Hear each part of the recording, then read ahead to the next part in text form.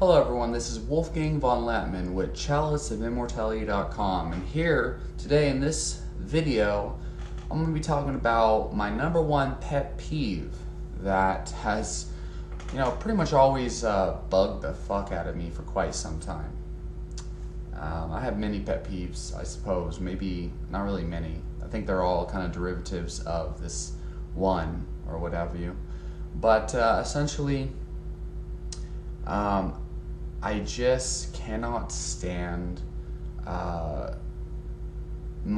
can't stand when people say one thing, but they mean another. But this isn't just like, oh, I promise you I'll pay you back the money that I owe you or something, and then not owning up to the promise. It's not that. It's like, oh, I'm going to lose a bunch of weight and I'm gonna get super healthy this year, and then they're eating Whataburger, they're not going to the gym, and they're posting about being fat. Or when people like complain and cry about how unhealthy they are, they cry about being sick, or they cry about being fat, but they never do anything about it. Or when people they tell themselves, oh, I've got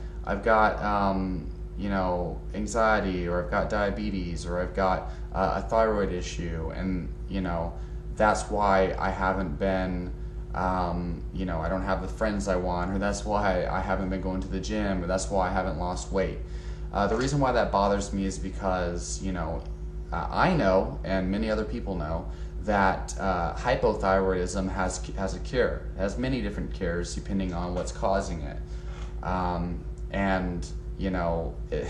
Everybody has the same internet, and they have the same information available to them.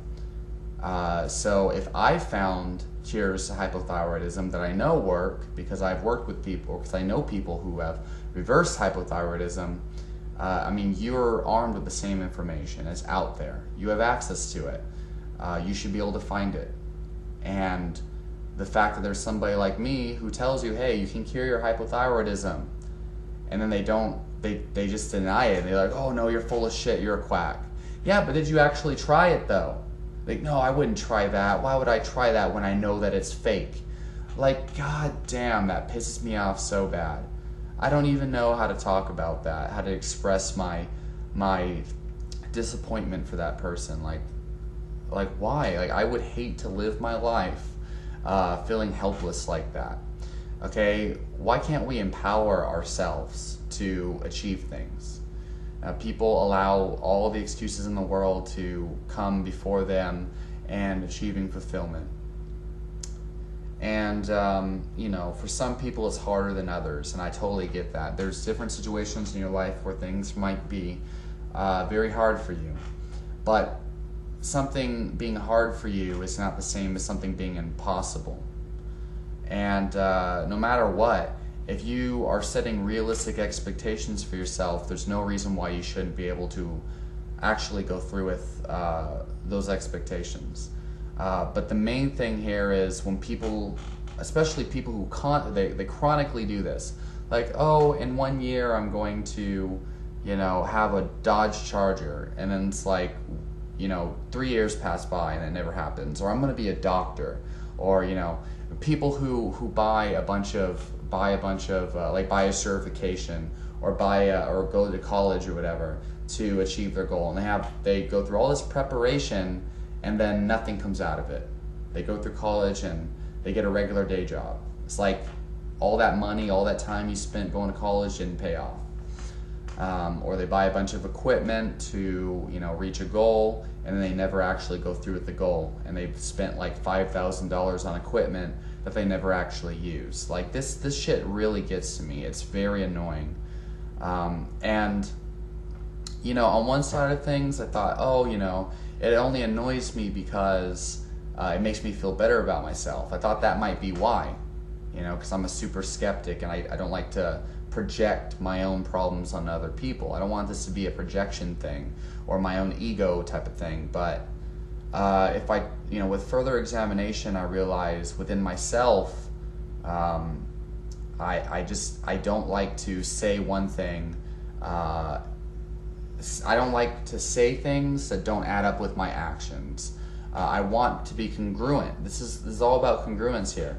Your thoughts, words, and actions, they all need to be aligned. And when I started to realize that's where self-confidence comes from, that's where self-esteem comes from, and that's where happiness comes from. That's where, that's what authenticity really is when your thoughts, words, and actions are in alignment. If I think,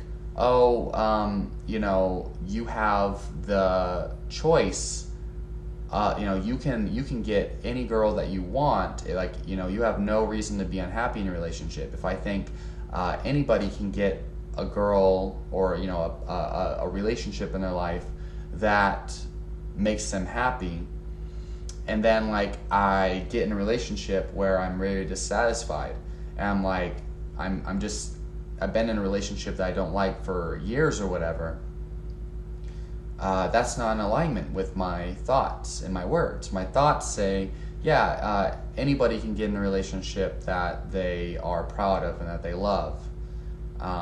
And my words, I tell people that. I'm like, hey, get out of that relationship if you don't like it, because it's not worth trying to fix if it's not fixable. And besides, you deserve something better. You can always get a relationship that works perfectly for you.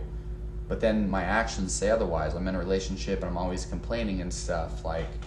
That's unacceptable for me. And it brings a significant deal of distress anytime I start to see incongruence in my own life.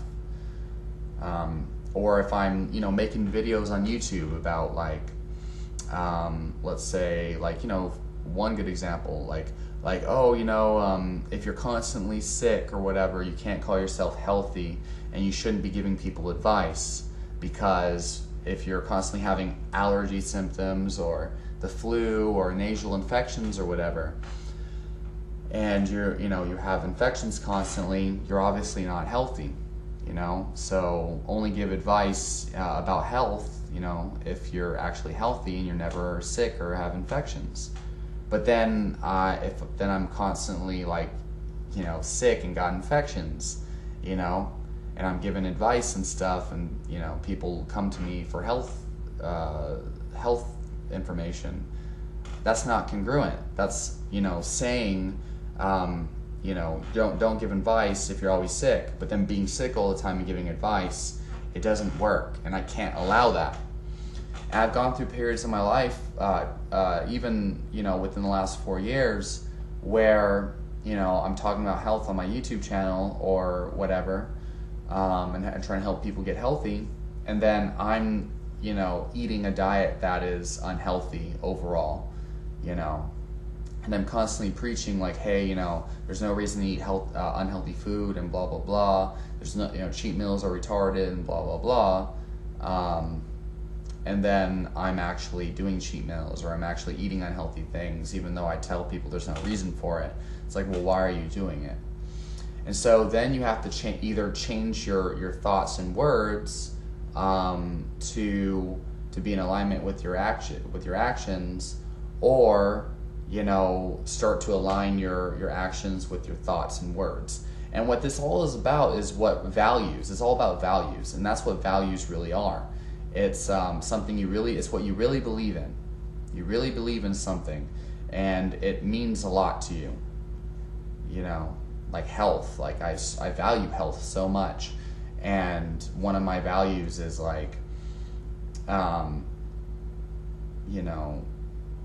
if you want to strive to be without illness, without sickness, without infections, and live a fulfilling, happy life, and be able to do all the things you want to do. That's one of my values. So being sick or allowing myself to fall short of my goals or whatever is not in alignment with those values. And I feel like this is fundamental for living a happy life. It's fundamental for just being a whole human being, somebody that it can be relied on, that can be trusted in. And I feel like this is where the whole, as far as finding guys, men who are constantly getting friend zoned and girls don't find them attractive. I feel like this is the main source of these people's problems. The nice guy, the typical nice guy. It has nothing to do with whether you're nice or an asshole. okay? Because if you're purposely trying to be an asshole to be attractive to women, they're not going to like you, obviously. No one's going to like you. And if you're purposely trying to be nice because you think that, you know, women need to be treated special and women like gentlemen, that people don't like that either, especially feminists, you know. But if you're just doing things because you believe in them and you're treating people the way that you believe, you know, is the way to treat people because it's how you feel, because it's coming from the heart, that is on a whole nother level. That's where everything comes in alignment, and people, places, and things, you know, events in your life, they start to unfold. This, I feel, is all the law of attraction. You know, people think that they can just, you know, pretend to be something and then they're automatically that thing. They think that they could just, you know, imagine a banana tree to grow in their fucking front lawn, and then it happens. And they think like, oh, you know, there's a right way to do it and a wrong way to do it. It's not like that at all. This is more real than just visualizing something and then it happening, or aligning. You know, when people talk about alignment and source energy and all this stuff, all this metaphysical stuff, Abraham Hicks and all this, we're all so confused because it's been bastardized.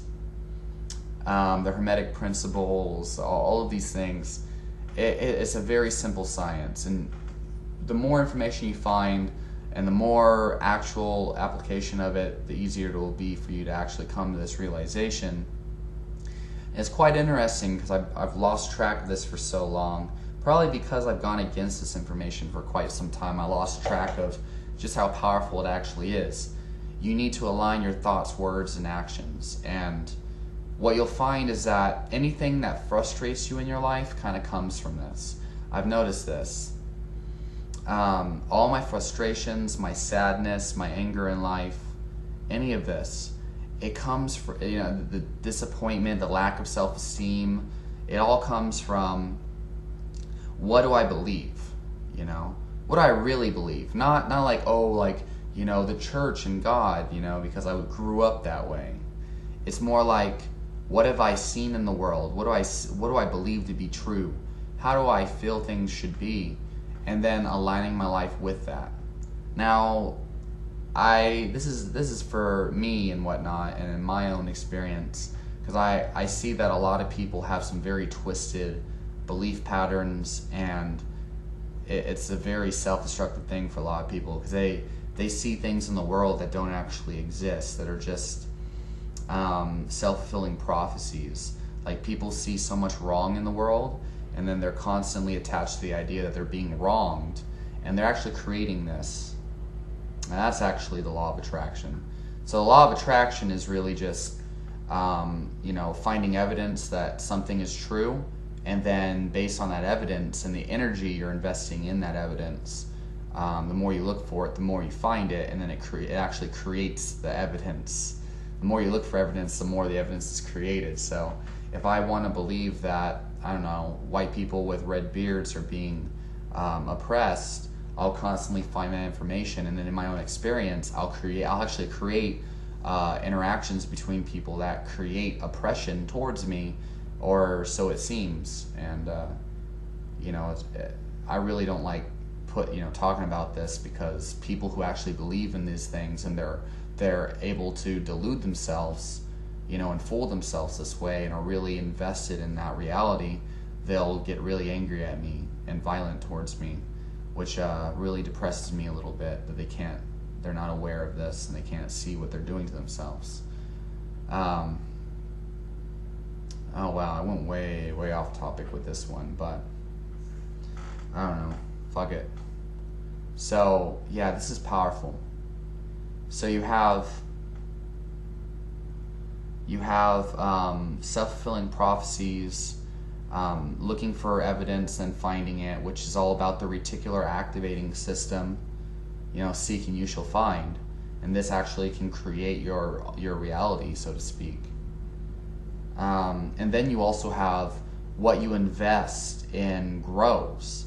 You know, in life, we're investing energy in something, always.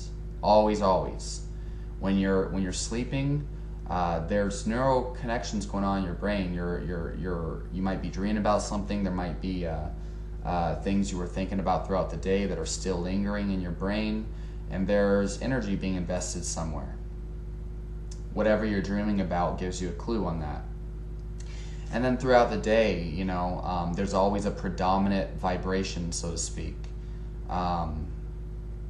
And that predominant vibration is you're investing energy in something. Like if you've been thinking all day about how your girlfriend might be cheating on you, you're investing energy in that.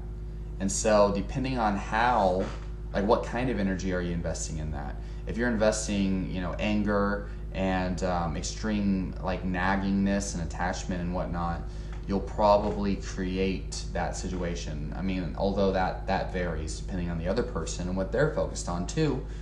But this can create some bad things nonetheless. It definitely can, and definitely probably will.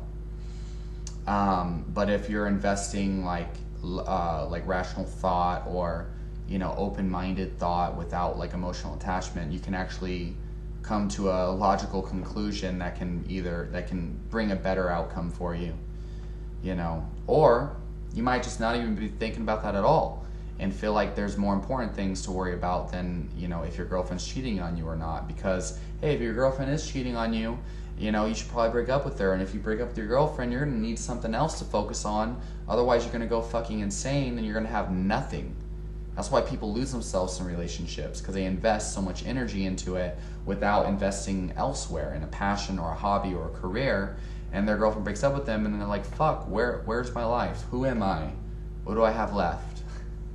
So in times like that, you can start to invest energy in, tomorrow I'm going to deadlift 500 pounds, and start visualizing that, feel it, smell it, listen to the sounds around you, invest energy into the food you're eating, invest energy into developing positive friendships and things.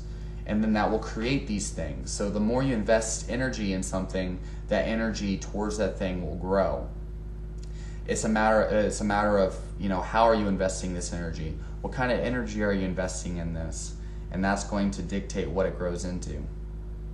So